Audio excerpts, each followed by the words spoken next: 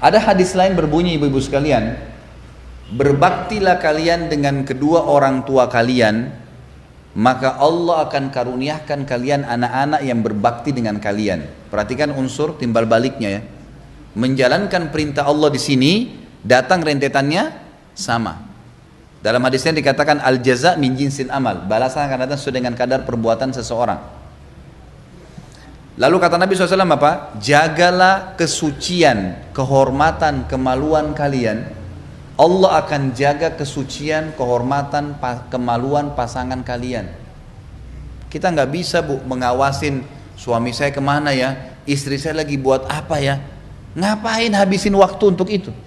Di kiri kanannya ada malaikat raqib, bodyguard, catat semuanya, baik buruk, dan yang hukum dia Allah, bukan kita. Kita ingkar mungkar kapan? Kalau kelihatan di depan mata saja, gitu kan? Makanya ingat nasihat saya ya, jangan ngambil tugasnya raqib dan atid. Ini yang ketawa-ketawa tahu masalahnya ya. Tidak perlu pulang rumah suami itu periksa HP-nya. Untuk apa? Untuk apa? Bukankah dia punya Tuhan sebagaimana kita punya Tuhan? Yakin tidak masalah ini nih, akidah ini? Bukankah kita punya Tuhan satu, ibu-ibu sekalian? Jawab saya nih. Tuhan kita satu kan? Allah maha melihat nggak? Maha mengetahui nggak? Allah yang menciptakan dia, Allah yang mengurus dia, Allah yang menerapkan peraturan pada dia, bukan kita. Kita hanya meluruskan kesalahan yang kelihatan di depan mata saja. Selain itu jangan cari PR, nggak usah. Zikir, ngaji, sibukkan dengan kegiatan yang kita dicatat oleh raqib, panen pahala hari kiamat. Fahamin poin ini ibu sekalian, karena banyak orang buat PR buat hidupnya, ngapain? Untuk apa? Untuk apa? Saya sampai hari ini bu, belum pernah periksa HP istri saya. Saya bilang sama dia,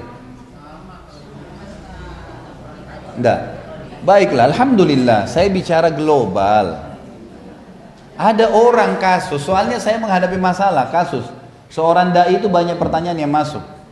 Ada orang suami istri, Bapak Ibu sekalian, begitu ketemu, yang paling pertama sini HP kamu, periksa. Ada yang sembunyi-sembunyi, suaminya masuk kamar mandi, periksa HP dulu. Ada yang istrinya siapin makan ya, HP istrinya diambil, dicek. Ngapain ini? Buat apa? Buat apa? Apa manfaatnya? Saya kasih contoh lain bu, contoh lain ya. Kita ambil contoh lain anak misalnya. Ada anak saya yang kecil, umurnya belum 2 tahun. Pernah sakit panas, panasnya luar biasa gitu.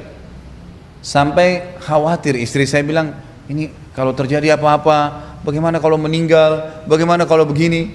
Kekhawatiran seorang ibu. Saya bilang tenang, tenang. Kamu yakin gak kita punya Tuhan? Yakin. Siapa yang kasih anak ini kepada kita? Allah. Kita pernah bisa pilih gak? Matanya saya mau yang begini, rambutnya begini, gak bisa. Lahir, ini anak kamu. Kan gitu. Berarti ada penciptanya nih. Kalau kita sayang dengan anak ini, penciptanya lebih sayang kepada dia. Tugas kita berikhtiar saja, nggak ada yang lain. Allah mau kita berbuat, ibu-ibu sekalian, tapi sebatas kemampuan. Ingat Nabi Musa alaihissalam. Nabi Musa waktu menghantamkan tongkatnya ke Laut Merah, kan air Laut Merah kan berdiri ya.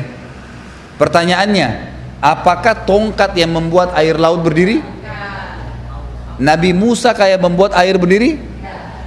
Allah bisa, pertanyaan lain ya, Allah bisa nggak membuat air Laut Merah berdiri tanpa tongkat?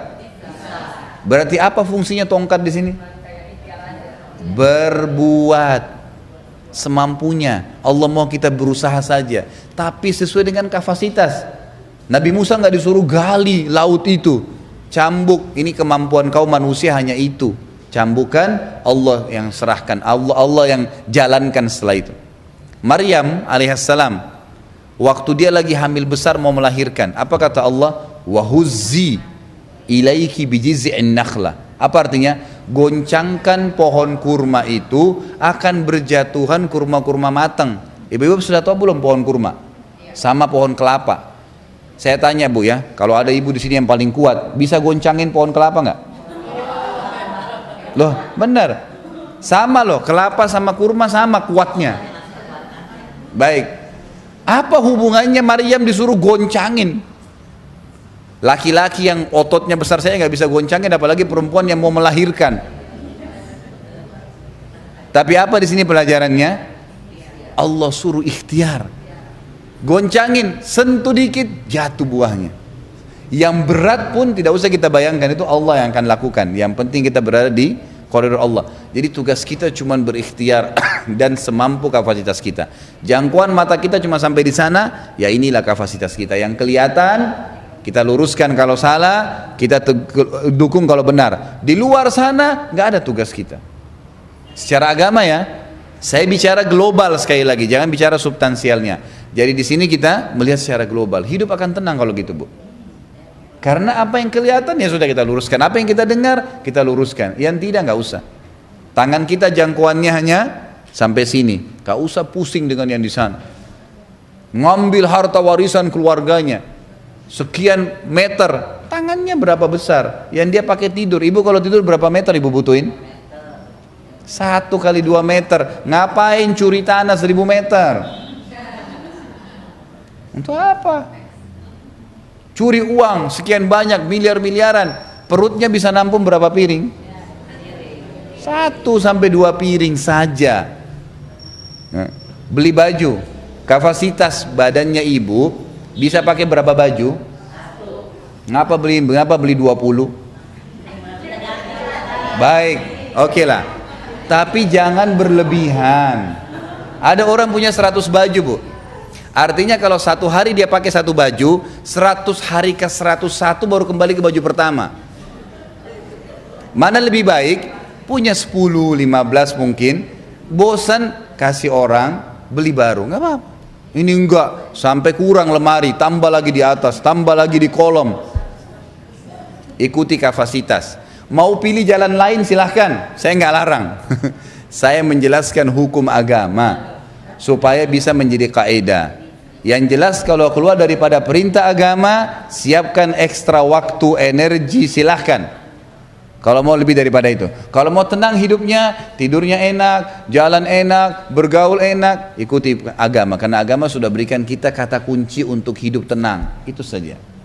Karena target pernikahan adalah ketentraman. Kan gitu. Ini kalau mau menjaga kemaluan kita, kesucian kemaluan pasangan kita, tidak ada insya Allah pelanggaran yang haram, kita juga harus menjaga. Allah sudah jamin masalah itu.